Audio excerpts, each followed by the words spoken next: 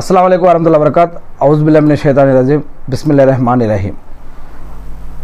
అల్లా యొక్క చివరి ప్రవక్త మొహమ్మద్ సల్లల్లాహు అలైహి వసల్లం గారి పైన శాంతి సేవకులు కురిపించమని నేను ఆ సృష్టికర్త అయిన అల్లాహ్ని ప్రార్థిస్తూ ఉన్నాను. ఆమీన్. అల్లా యొక్క ప్రవక్త మొహమ్మద్ సల్లల్లాహు అలైహి వసల్లం గారు ఒక విషయం చెప్పారని అబూ హురైరా రజియల్లాహు గారు తెలియజేస్తూ ఉన్నారు. ఏం చెప్పారంటే, ఈ ప్రపంచ జీవితం గురించి చెప్పడం జరిగింది. ఇహలోక జీవితం ఒక విశ్వాసికి అల్లా పట్ల, సృష్టికర్త పట్ల, దేవుడి పట్ల భయం, భక్తి, గౌరవ, మర్యాదతో జీవించే ఒక విశ్వాసికి, దేవుడి పట్ల ఈ విధంగా అభిప్రాయం కలిగి ఉండే ఒక విశ్వాసికి ఈ ప్రపంచం ఒక జైలులాగా ఉంటుంది, ఒక అవిశ్వాసికి ఈ ప్రపంచం స్వర్గంలాగా ఉంటుంది అని ప్రవక్త మొహమ్మద్ సల్లల్లాహు అలైహి వసల్లం గారు చెప్పారు అని అబూ హురైరా రజియల్లాహు గారు తెలియజేస్తూ ఉన్నారు.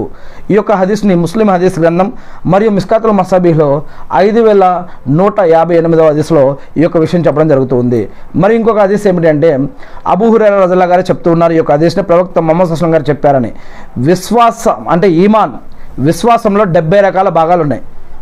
మరి విశ్వాసంలో 70 రకాల భాగాలు అంటే ఏమిటి? 70 కాదు, 70 కంటే ఎక్కువే ఉన్నాయి. విశ్వాసంలో అనేక రకాల, విశ్వాసంలో వీటన్నిటిపైన విశ్వాసం కలిగి ఉండాలి అని. అంటే దీనికంటే ముందుగా ఏంటంటే, ఒక విశ్వాసంలో విశ్వాసి కొన్ని విశ్వాసాలు కలిగి ఉంటాడు. అవి ఇబ్నే ఉమర్ రజియల్లాహు గారు చెప్తూ ఉన్నారు. మొహమ్మద్ సల్లల్లాహు అలైహి వసల్లం గారు ఏం చెప్పారంటే, 5 విషయాలపైన విశ్వాసి విశ్వాసం కలిగి ఉంటాడు. ఒకటి, సృష్టికర్తని అరబీలో మనం అల్లా అంటాం కదా. ఈ యొక్క సృష్టికర్త అంటే అల్లా అనేవాడు ఖచ్చితంగా ఉన్నాడు. మరియు ఆయన చివరిగా ఒక మానవుల్లో నుంచి ఒక వ్యక్తిని ప్రవక్తగా ఎన్నుకున్నాడు. ఆయన పేరు మొహమ్మద్ సల్లల్లాహు అలైహి వసల్లం. ఆయన దేవుడు కాదు, దేవుడు లాంటివాడు కాదు, ఆయన కూడా ఒక మానవుడే. మరి ఆయన కూడా అల్లా యొక్క భక్తుడు. ఆయన్ని అల్లా సుబ్హానహు వ తఆలా ప్రవక్తగా ఎన్నుకున్నాడు. అందుకని మనం లా ఇలాహ ఇల్లల్లా, అల్లా తప్ప ఆరాధనకు అర్హులు ఎవరూ లేరు కారు.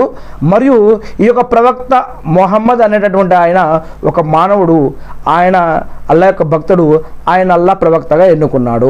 అంటే లా ఇలాహ ఇల్లల్లా ముహమ్మద్ రసూలుల్లాహ్, దీనిపైన విశ్వాసం ఉంచడం. ఇక రెండవది నమాజు స్థాపించడం. నమాజ్ అంటే ఆరాధన లేదా ప్రార్థన చేయడం, ఇది నమాజును స్థాపించడం. మూడవది జకాత్, స్తోమత ఉన్నవారు జకాత్ ఇవ్వాలి. మరియు నాలుగవది ఉపవాసాలు రంజాన్లో అయితే కనుక నెల మొత్తం, మరియు ఇంకా అనేక నఫిల్ సున్నత్ ఉపవాసాలు కూడా ఉన్నాయి. మరియు ఐదవది హజ్ కూడా ఎవరికైతే స్తోమత ఇవ్వబడిందో వారికి అనమాట. ఈ 5 పైన కూడా ఒక విశ్వాసి విశ్వాసం పెడతాడు. ఇది బుఖారీ మరియు ముస్లిం హదీస్ గ్రంథం. అంతేకాకుండా అబూ హురైరా రజియల్లాహు గారు చెప్తున్నారు, మొహమ్మద్ సల్లల్లాహు అలైహి వసల్లం గారు చెప్పారని, విశ్వాసికి 70 విషయాలపైన విశ్వాసం ఉంటుంది. ఈమాన్లో భాగాలు అవి అధికంగా ఉంటాయి. వాటిలో అన్నిటికంటే ఉత్తమమైనది లా ఇలాహ ఇల్లల్లా అని చెప్పడం జరిగింది.